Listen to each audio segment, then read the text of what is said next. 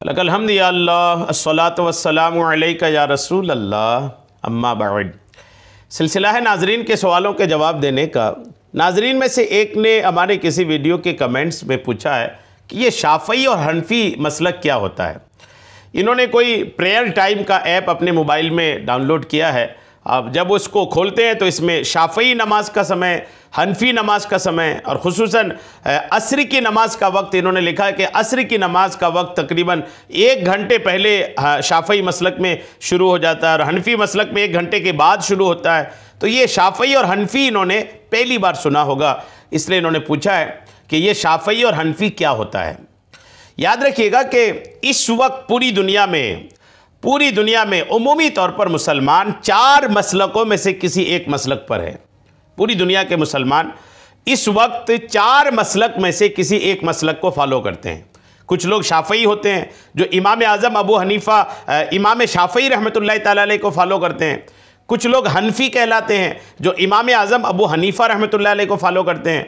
कुछ लोग हम्बली कहलाते हैं जो इमाम अहमद बिन हम्बल रहमतुल्लाह अलैह को फॉलो करते हैं। और कुछ मालिकी कहलाते हैं जो कुछ लोग इमाम मालिक रहमतुल्लाह ताला अलैह को फॉलो करते हैं। तो ये 4 इमाम हैं। आपने जो इसमें 2 ही देखा है, लेकिन दरअसल इस वक्त पूरी दुनिया में 4 इमाम के फॉलोअर्स अल्हम्दुलिल्लाह मौजूद हैं। तो ये 4 इमाम हुए कैसे, मसलक यूँ 4 जगह बट कैसे गया, शरीयत एक ही है, मसाइल अलग अलग कैसे हो गए, आइए तवज्जो के साथ सुनिए। कुरान व हदीस व सुन्नत में बाज़ अहकाम ऐसे हैं जो आयात कुरानिया और हदीसों से क्लियरली साबित हैं। कुछ हुक्म ऐसे हैं जो कुरान और हदीस और सुन्नत से क्लियर वाज़े तौर पर साबित है, जिनमें बज़ाहिर कोई मुश्किल नहीं है, कोई तारुज़, कोई टकराव नहीं है, आसानी से बात समझ में आ जाती है। इस किस्म के अहकाम जो क्लियर हैं उनको मनसूस कहा जाता है। लेकिन बाज़ हुक्म ऐसे हैं जिनमें कुछ हद तक इबहाम है, मतलब क्लियर नहीं है, इजमाल है। और बाज़ आयात और अहादीस जो कई मानी का एहतिमाल रखती हैं। बाज़ कुरान की आयतें और बाज़ हदीसें कई तरह के मानी का उसमें गुंजाइश है। एक ही लफ्ज़ के चूँकि अरब में कई मानी होते हैं, बाज़ मुहकम है और बाज़ मुतशाबे, कोई मुश्तरक है। तो कोई कौल और कुछ अहकाम ऐसे हैं कि बज़ाहिर कुरान की किसी दूसरी आयत या किसी दूसरी हदीस से वो टकराती मालूम होती हैं।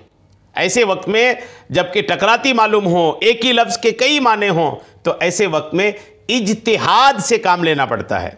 इज्तिहाद मतलब कोशिश, मेहनत। ये हर आदमी नहीं कर सकता। इज्तिहाद कौन करेगा? इज्तिहाद वही कर सकता है जिसको कुरान मजीद, हदीस शरीफ और उलूम शरइया में इतना कमाल हासिल हो कि वो अहकाम शरिया को निकाल सके।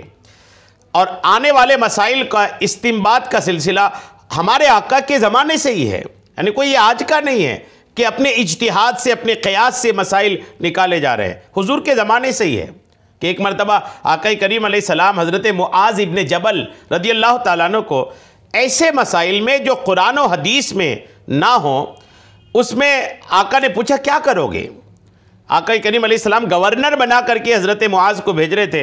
तो आका ने फरमाया कि कोई ऐसा मसला तुम्हारे पास आ जाए जो ना कुरान में मिले, ना हदीस में मिले, ना मेरी सुन्नत में मिले, तुम उसको क्या करोगे, कैसे हल करोगे। तो हज़रत मुआज़ ने फरमाया कि मैं इज्तिहाद से काम लूँगा, कोशिश करूँगा।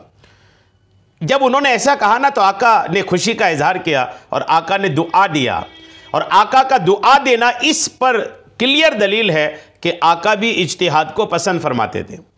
नीज़ अहले मक्का मसाइल खिलाफिया में हज़रत अब्दुल्लाह इब्न अब्बास रदियल्लाहु ताला अन्हुमा के कौल को तरजीह देते थे और इब्न अब्बास रदियल्लाहु ताला अन्हुमा के कौल पर अमल करते थे। और अहले मदीना ज़ैद बिन साबित के कौल पर अमल करते थे। अहले कुफा अब्दुल्लाह इब्न मसऊद रदियल्लाहु ताला अन्हु के फतवा को तरजीह देते थे और उसी की इत्तिबा करते थे। इसलिए आपका ये कहना कि इस्लाम के आगाज़ में इसका वजूद नहीं था, ये सही नहीं है। इस्लाम के आगाज़ से ही यही चला आ रहा है। सहाबा के दरमियान भी बहुत सारे मसाइल में इख्तिलाफ था। इसके बाद यही सिलसिला जारी रहा और बहुत से मुज्तहिदीन पैदा हुए, लेकिन सबके सारे मुज्तहिदीन की कौल, उनकी बातें जमा करके किताब की शक्ल में महफूज नहीं किया जा सका। और अब ये जो 4 मसलक चले आ रहे हैं, इनके इमामों की कौल को किताबों में महफूज किया जा सका। जी हाँ, इनकी फ़िक़ा की, उसूल फ़िक़ा की किताबें, जुज़ियात की किताबें, मसाइल की किताबें अल्हम्दुलिल्लाह मौजूद हैं। तो चूँकि इन 4 इमाम जो अभी चल रहे हैं, हनफी, मालिकी, शाफ़ई, हम्बली, इनके अक़वाल, इनकी फ़िक़ी किताबें, इनकी उसूली और जुज़ियात की किताबें, चूँकि ये अब भी अल्हम्दुलिल्लाह मौजूद हैं, तो इन्हीं 4 में से किसी एक इमाम के मानने वाले, यानी चारों के मानने वाले मौजूद हैं। कोई इनको मानते, कोई उनको मानते हैं। इन चारों मसलक, चारों इमाम बरहक हैं और चारों के मसाइल दुरुस्त हैं। कोई मुसलमान इन 4 में से किसी एक को भी अगर फॉलो करता है तो वो हक पर चलने वाला, राह हिदायत पर ही चलने वाला कहलाता है। उम्मीद है बात समझ में आ गई होगी कि चारों मसलक कैसे हो गए, क्यों हो गए। यानी इज्तिहाद असल है, इज्तिहाद की वजह से 4 मसलक का वजूद हुआ। इमाम आज़म ने कुछ इज्तिहाद किया, इमाम शाफ़ई ने कुछ किया, इमाम अहमद बिन हम्बल ने कुछ किया, इमाम मालिक ने कुछ किया और अपना इज्तिहाद बयान किया। और जब बयान किया तो जिन्होंने इमाम मालिक की इज्तिहाद को कबूल किया वह मालिकी कहलाए, जिन्होंने इमाम अहमद बिन हम्बल की इज्तिहाद को कबूल किया वह हम्बली बन गए, जो इमाम शाफ़ई के इज्तिहाद को कबूल किया वो शाफ़ई बन गए, और जो इमाम आज़म अबू हनीफ़ा के इज्तिहाद को कबूल किया वो हनफी मुसलमान हो गए। हिंदुस्तान में अक्सर हनफी मुसलमान हैं।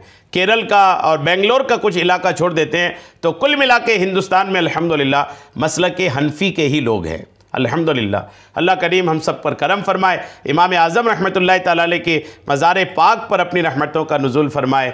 आमीन। बेजाहिन नबील अमीन सल्लल्लाहु तआला अलैहि वसल्लम।